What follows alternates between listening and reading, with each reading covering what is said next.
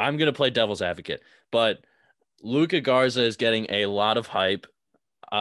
He's the front runner basically for the Wooden Award and being the best college basketball player in the nation right now. Absolutely going crazy in the stat sheet, 25 and a half points per game, 8.4 rebounds per game, almost 2 assists per game, and shooting 58% from the field. But with that being said, there are still questions around his NBA future. So what do you think? Well, obviously, I already know what you're going to say, but is he a starting caliber big man in the NBA? No. He is doing a very good Tyler Hansbrough impersonation. He is a bumbling, uncoordinated doofus that refs don't know how to officiate him properly.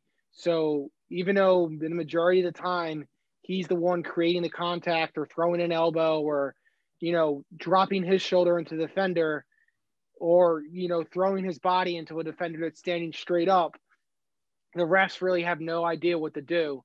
He's too slow. He's not athletic enough. Maybe he's a bench guy, but we saw this with Roy Hibbert in the early 2010s. LeBron and the Heat exposed what players like that happen to players like that in the NBA these days. Good for him. He wins it. I don't know. I'm sure he's probably a nice kid. Nothing against him. I just don't think he's good. I think he's getting the benefit of the doubt. I think it helps that a lot of teams don't play with height these days. And I don't buy it. There's nowhere if I'm an NBA GM that I see, and people are like, "Oh, he's out in an outside shot." Well, yeah, if it takes you 7 years to get that outside shot off, and you can't create it on your own, it doesn't matter. Like, he's not the second coming of Dirk because he's 7 foot and can shoot threes. Like, he can barely dribble. Like I said, he's uncoordinated, and to get that outside shot, he basically needs to either come off a pick and roll or just be trailing and do like a spot up Brook Lopez. I think that's harsh. Well, Brook Lopez is more athletic. But I'm saying Brook Lopez has that play where he'll be coming up the court as a trailer. Yeah. No, I know what you're saying. I don't buy it. Nothing about him screams future NBA star. Yeah, you're not buying into the hype. I think he is more than capable of being a starting caliber center or power forward or however you want to use him in the league.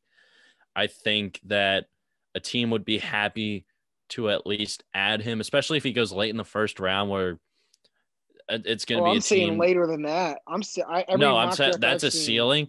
That's his ceiling. Like late first round is like his ceiling. That's okay.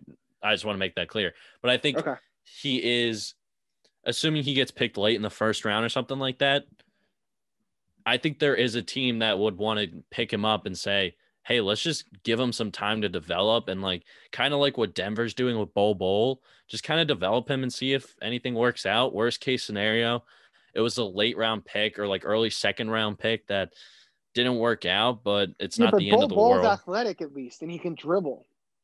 You know what I mean? That's why I'm saying Tyler Hansbrough, because as much as I love Psycho T in his days at UNC, he helped bring another national championship. He was an uncoordinated, not very athletic, and in his case, undersized. At least Garza's got the height. I get what you're saying. I just don't. It's a opposite end of the spectrum. But if somebody like Miles Powell, who is a quick, athletic shooting guard that can get a shot off from anywhere, can get to the hole, can finish, can play somewhat okay defense, and proved for years in a conference like the Big East that he could score, didn't even get drafted last year. I just don't understand. And he's going to the G League bubble. If someone like him can't get run, I don't understand how Luka Garza can.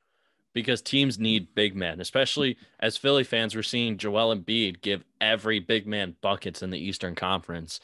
And I agree with that. San Antonio, I think that would be a perfect spot for him. I think if you still have Jakob Poeltl. Yeah, but they're going to trade Aldridge or cut him most likely. They're not going to keep him around forever. Poeltl.